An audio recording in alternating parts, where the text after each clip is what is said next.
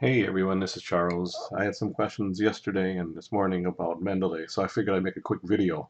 Um, I don't do streaming often, but I'm going to learn.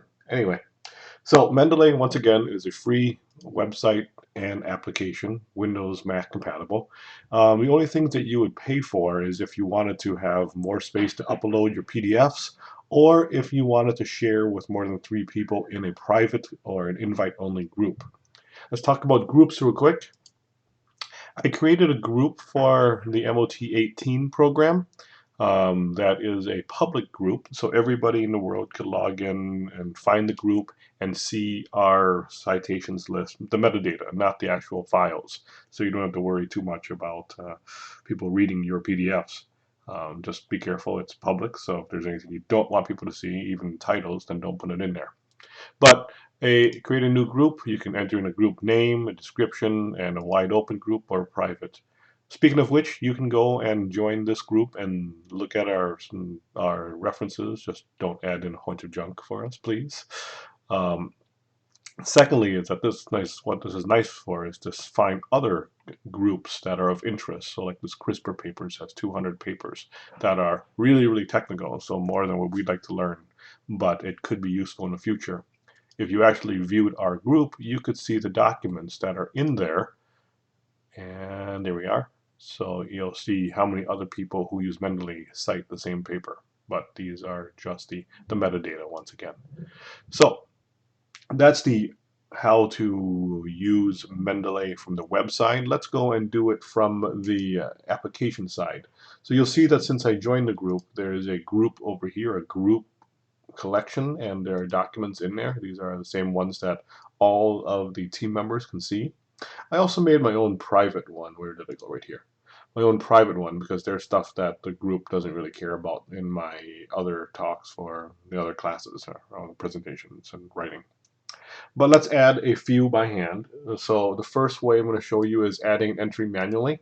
Let's say that you want to add a website. You would drag down and find what you want. There's lots of formats. We're going to add the CNN website. It's from CNN. For a website, you really only need, the minimum is you need the URL and the date is what I've seen, but you can, the title of the page would be nice if you can figure it out. 2016, 10, 1009, and the URL. So this is one way of entering in a website, and it works. It's kind of boring. A better way of doing it would be to grab the website that you want. So I just went to Ars Technica real quick, and just in the address bar, grab it and drag it right into Mendeley. It'll create the entry. The entry is wrong because the website doesn't have as much machine readable metadata, but we can go back in and fix it. We'll select the title, copy, blow that away, paste this.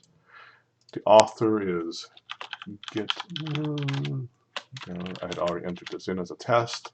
Publication is Ars Technica. Year was this year. I mean, we're going to complete it because we can.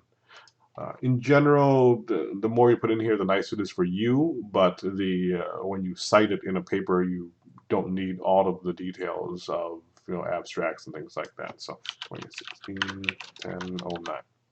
So this is an entry that is much more complete than my entry by hand. And so that's second method. The third method is using a DOI, a digital object identifier.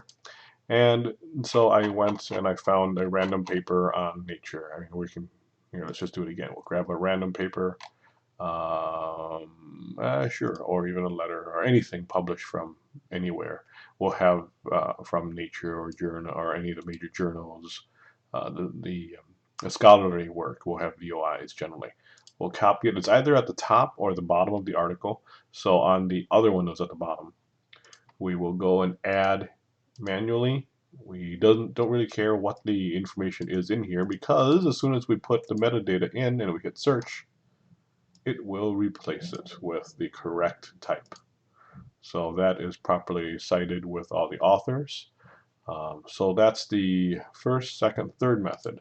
The last method is to grab a PDF file and drag it right into it, let go, and it will try to parse the PDF just make sure that you double, triple check this. It's Mendeley is kind of nice. If the PDF is included, you can double click on it and view the PDF within the viewer here. And if you want to save space, you can delete the PDF from being uploaded and linked. But I'll grab a couple more. So this one is here.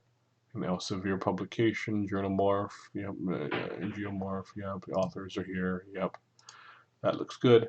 So those are the quick methods for adding it. Lastly is view. We're in a table view right now.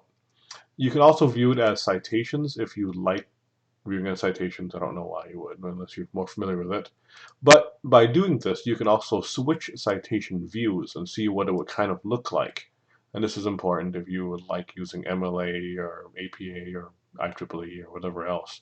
So this is the IEEE view of the citation. So you can kind of get a view to see if it looks correct.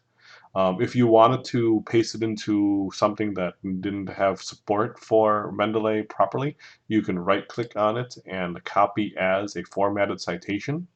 And by doing that, it'll keep it in that IEEE format in this case. I think that's all that I have for this video. I'll keep it short. I'll make another couple, one for using it in Word and something else. So thank you.